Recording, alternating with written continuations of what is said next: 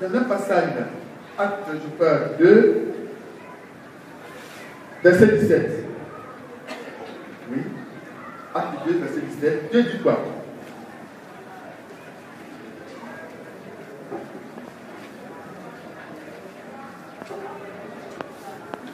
Acte 2, verset 17. Dieu dit quoi? Au dernier jour, je répandrai de mon esprit sur toute chair. Amen. Vos fils, vos filles prophétiseront. Vos jeunes gens auront des visions. Et vos vieillards des songes. Mais moi je dis aujourd'hui, ce matin, que l'esprit est répondu d'accord, mais l'esprit est rare. Pourquoi? Parce que tu ne te disposes pas pour recevoir l'esprit. Cette maison dans laquelle l'esprit doit entrer, cette maison est souillée, cette maison est sale. Ce beau péché de chaque jour qui salisse cette maison.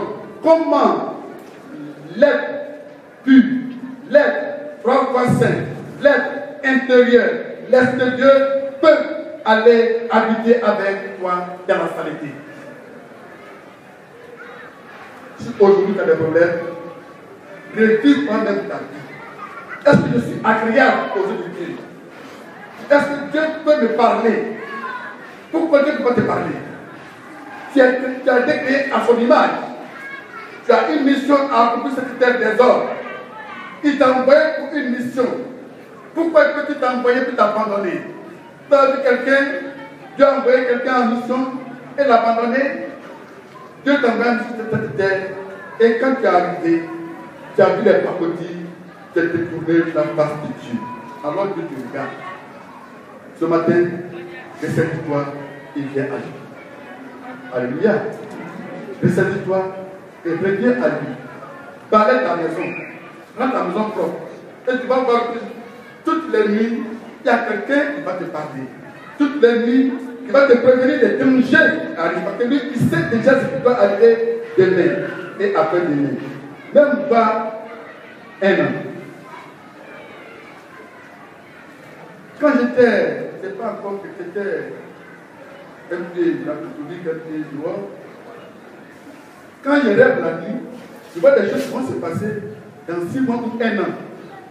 Et comment je rêve, j'oublie. C'est-à-dire, quand je rêve, je ne sais pas, mais avant que la chose s'accomplisse, j'oublie qu'il y avait un dessus. Mais quand la situation, je me trouve en fait cette situation, je me rappelle, il y a quelque chose qui me rappelle, je devais montrer ça. Comment je me suis arrangé dans le rêve pour m'éloigner du danger, pour me sauver. Quand je mets en partie, je suis sauvé. Alléluia. Alléluia. Et c'est comme ça que j'ai vécu. Et avant que je entre dans la maison de Dieu. Dieu parle à ses enfants. Mais pour qu'il puisse te parler, c'est ta maison qui me regarde. Dieu, quand il dort, il ne répond plus. L'esprit, le souffle qui est auprès de toi, qui est en toi, ce tête-là demeure en toi, ne bouge pas. Il ne peut pas agir parce que tu es sale. Il ne peut pas entrer en ton opération parce que tu es sale. Est-ce que ce matin, quelqu'un me dit son corps est plus que Dieu peut travailler avec son corps? Car la parole de Dieu nous dit dans Romains 3, verset 23, tous ont péché et sont privés de la gloire de Dieu. Voilà le problème. Tous ont péché et sont privés de la gloire de Dieu. Il n'y a personne sur terre qui est pur. Aujourd'hui, tu viens à lui. Il ne demande pas que tu sois à 100% parfait. Il demande seulement que tu commences par quelque chose. Et que tu fasses un premier pas. Lui, il va t'aider à accomplir le reste. Il va te saisir de toi pour faire ce qu'il veut. Alléluia. Qui est prêt ce matin à s'abandonner à Christ?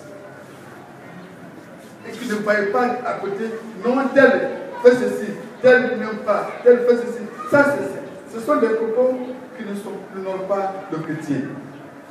Tu as un problème, pas chrétien. Tu as un père qui s'appelle Dieu. Qui sait parle avec lui. Peut-être que tu peux te demander aujourd'hui, tu n'as pas reçu la solution, mais reste tranquille. Demande toujours. Sois persévérant. Et voilà la force nous a donné, les caractéristiques nous a donné, son caractère nous a donné, sa ressemblance, ce caractère que l'homme a. L'image, c'est le corps physique. Le caractère, c'est le Saint-Esprit. C'est tout ce que nous allons voir maintenant. Qu'il a placé en nous, pour que nous grandissions avec lui, que nous marchions avec lui, que nous soyons ensemble chaque jour, que nous parlons ensemble. Ça, la Bible dit. Le fruit de l'esprit, c'est l'amour. L'amour, c'est quoi?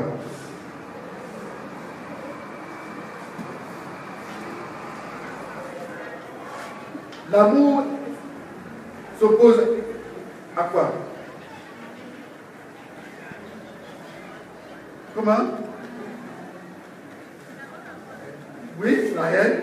Oui, quoi encore? Quelqu'un qui n'a pas d'amour, il est méchant, il fait des choses, c'est-à-dire tout ce qui est opposé à l'esprit de Dieu.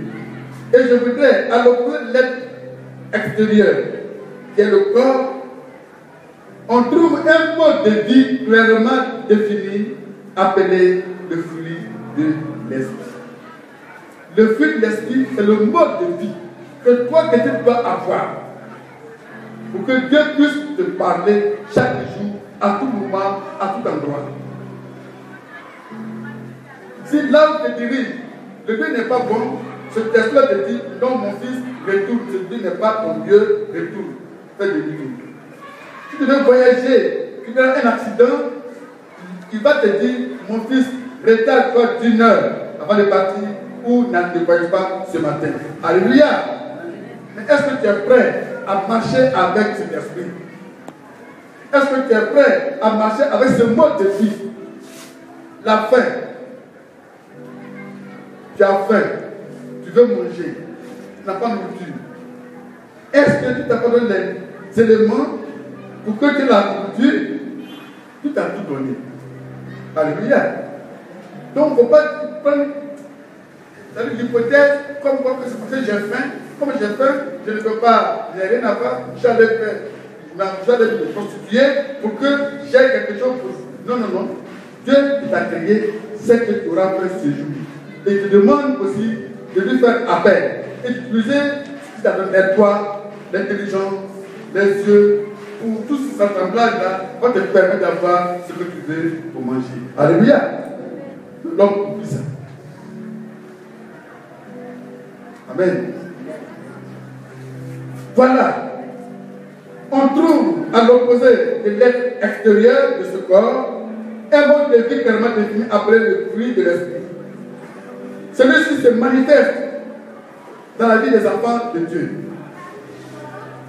Lorsque ces enfants de Dieu permettent à l'esprit de diriger et influencer leur vie au point de détruire la puissance du péché. Alléluia.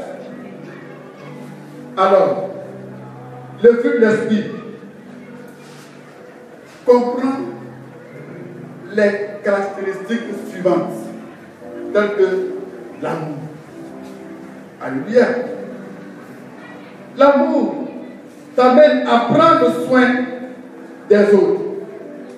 L'amour t'amène à rechercher ce qu'il y a de mieux pour les autres, sans vouloir retirer quoi que ce soit au sommet. Dans le sens réel de l'amour. Alléluia. C'est comme un homme aujourd'hui qui est marié. S'il aime vraiment sa femme, comment rendre sa femme heureuse? Et comment la femme aussi va rendre son mari heureux? Elle doit tout faire, quel que soit tout ce qui arrive, pour que l'homme avec qui il vit, elle vit plutôt, soit heureux. C'est l'idéal. Elle manifeste son amour véritable. L'homme aussi, quand il regarde sa femme, parce qu'on dit l'amour, les deux se sont aimés et les deux ont choisi de rester ensemble. On décide de rester ensemble. Le mot amour, c'est-à-dire chacun de son côté manifester. Comment faire pour mon mari, mais comment faire pour marquer le cœur de celui que j'aime? Quand je le vois, c'est comme si j'ai tout ce que je veux que Dieu me donne. Je l'ai. Alléluia. Vice versa. Amen. Voilà comment. C'est à cause de l'amour que la femme a pour son enfant qu'elle peut même se faire tuer à cause de son enfant. Maman, c'est pas vrai? Amen. Est-ce que tu parles avec le Seigneur? Amen. C'est à cause de l'amour qu'un homme a pour son fils, qu'elle a pour la mère, celle qui a pris 9 mois, supporté 9 mois. Nous ne savons pas comment cette terre, l'être extérieur, a été conçue à l'intérieur. C'est comme ça sort que nous voyons. Mais c'est Dieu seul qui sait où il utilise cette terre pour concevoir un enfant dans le ventre. 9 mois, elle a supporté les douleurs, les tracasseries. Elle ne peut pas manger, elle vomit, elle cache. Mais elle est restée fidèle. Non, mon bébé arrive. Mon bébé arrive avec joie. Et le jour où le bébé va sortir, elle va ressentir la douleur, une douleur terrible. Mais lorsque je vois le visage de l'enfant, la douleur disparaît. Alléluia.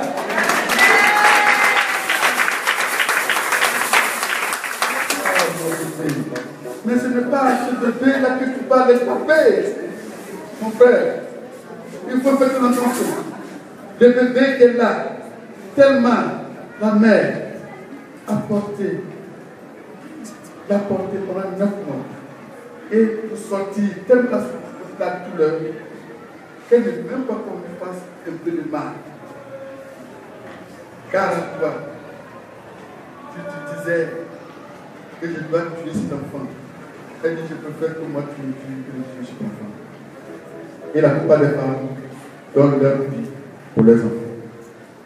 Amen. C'est une caractéristique de l'esprit de Dieu, du fruit de Dieu. Alléluia. Deuxième, la joie.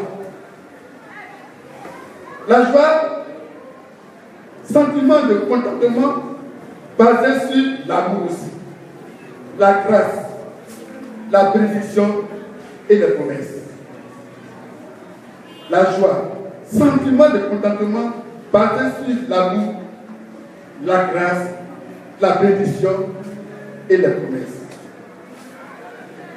Si tu vois qu'un homme est dans la joie, imaginez un peu ce qui peut l'amener à être dans la joie. Lorsque madame voit son mari, il y a l'amour qui est là, qui est libre. Et qu'elle est dans la joie, imaginez quel est le sentiment qui sort, qui se dégage. Elle est contente. Le sentiment de contentement qui sort, qui se dégage en elle. Alléluia. Amen. Ce sont les fruits de l'esprit. Et troisième, la paix. Oh là là, c'est la quiétude du cœur et de l'esprit basée sur la prise de conscience que tout est en ordre avec son Créateur. Alléluia. Tout est en ordre avec son Créateur. Imaginez-vous un peu.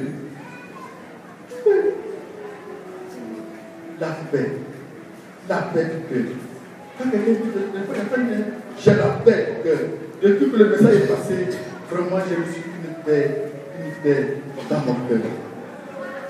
Parce qu'il voit que la relation entre lui et le Père est établie. Il voit tout en ordre. Et Dieu est prêt à lui communiquer, à lui parler. Alléluia.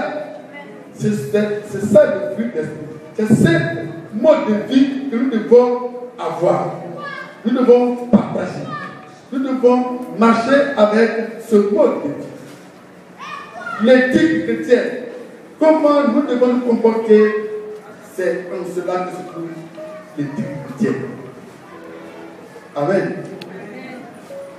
Et j'avance. La patience.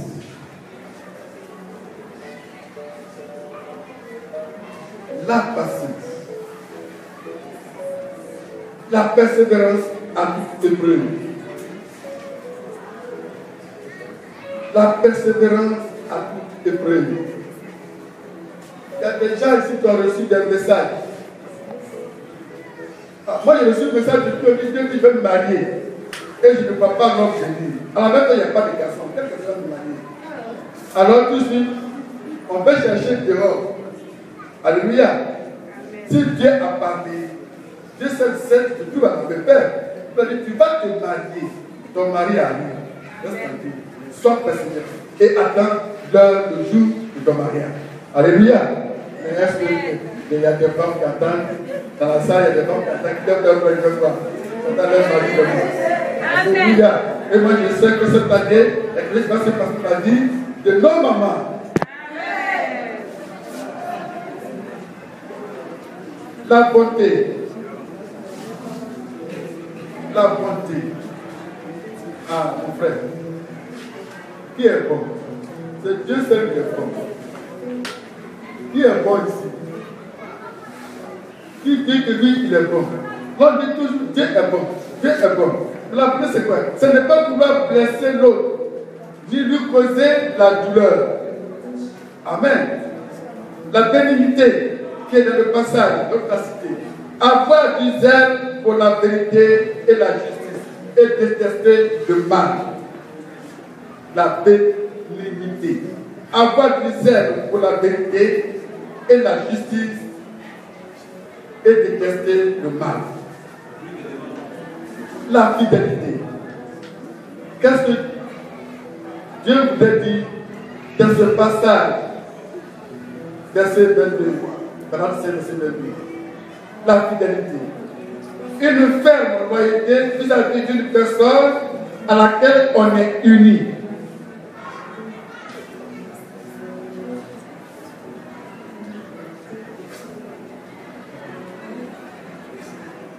Oui. La fidélité. Une ferme loyauté vis-à-vis d'une personne à laquelle on est unis. Par des liens de promesse, par des liens d'engagement, de confiance et d'honnêteté. La fidélité. Est-ce que parmi nous, il y a des gens qui sont fidèles? Amen. Amen. D'accord. La douceur. La douceur. Attitude modérée, associée à la force et au courage. Attitude modérée, associée à la force et au courage. Amen. Ça, parce que quelqu'un qui écoute ne se fâche pas. Non, non. Mais il se fâche, il se met en colère à juste titre. Jésus, qui est l'exemple, nous a démontré que ces voyous sont entrés dans la main de son père.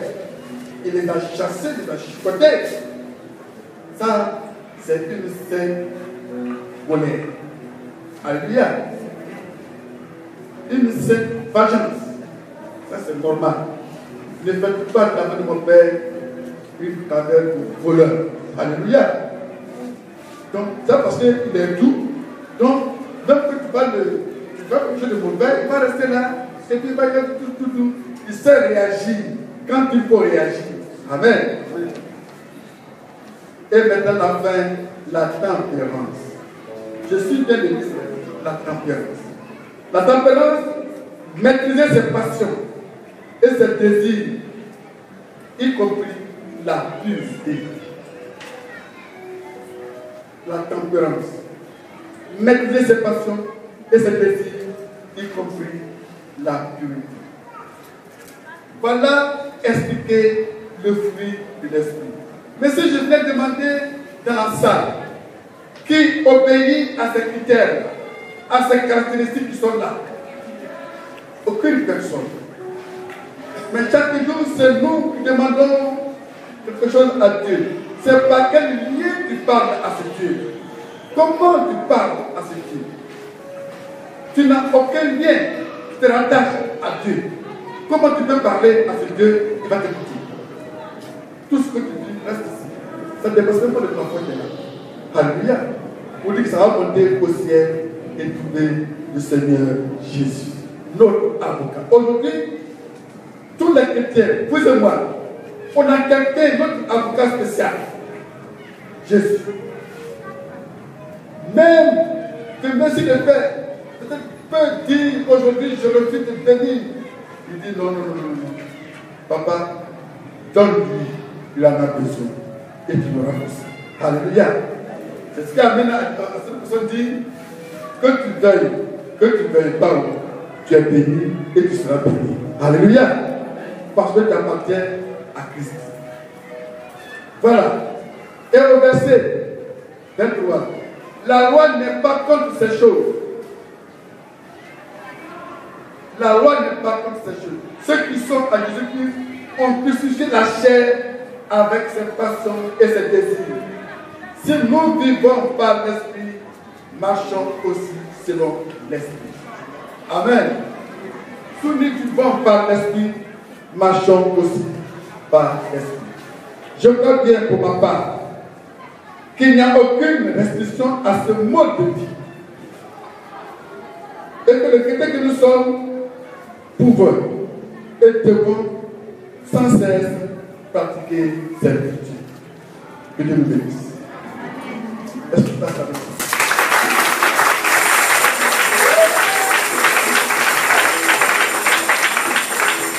Oui, je sais que nous devons pratiquer cette vertu.